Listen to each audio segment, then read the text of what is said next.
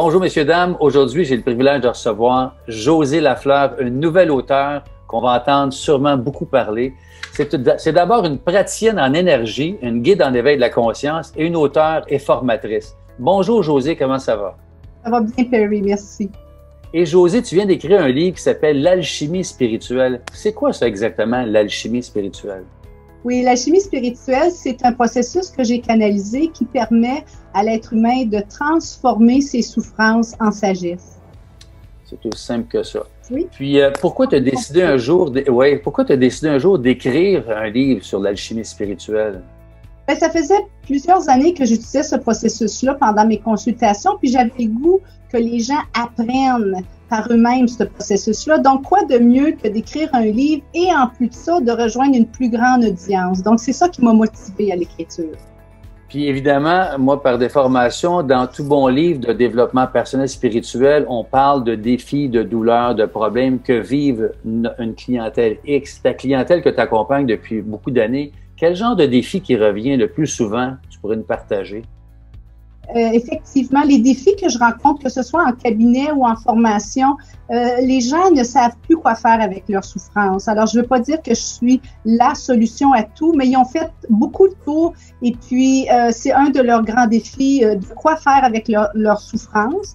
Et un autre défi qu'on rencontre souvent, c'est qu'il y a comme une perte de sens, une perte de direction. Et l'alchimie spirituelle répond à ces défis-là et répond également à tous ceux qui sont en quête d'un mieux-être et qui croient qu'ils ont en eux un potentiel encore inexploité.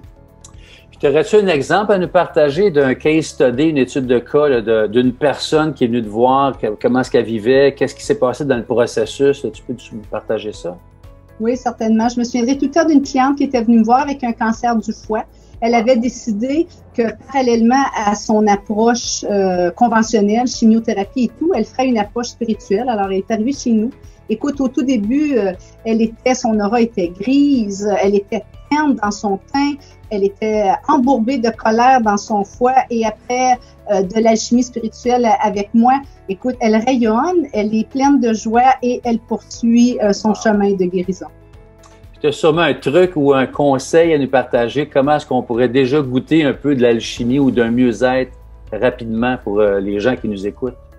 Mais l'alchimie, ça part en premier avec avoir le courage de contacter ce qui souffre en soi. Ça, c'est le premier conseil que j'ai à donner. Et un petit truc aussi qui peut aider les gens, c'est de se rendre dans la nature. Les esprits de la nature, c'est tellement généreux, alchimisant. Alors, on peut pas se tromper à les contempler et la nature comme ça, c'est extraordinaire. Génial. Merci infiniment de ta générosité et bienveillance, Josée. Pour tous les gens qui seraient intéressés de se procurer dès maintenant le livre, les liens vont être évidemment au bas de l'entrevue.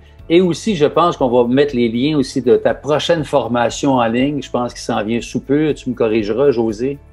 Effectivement. Vous savez, le livre, c'est un excellent départ pour comprendre l'alchimie spirituelle.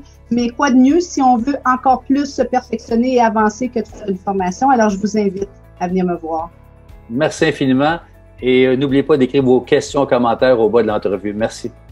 Merci beaucoup.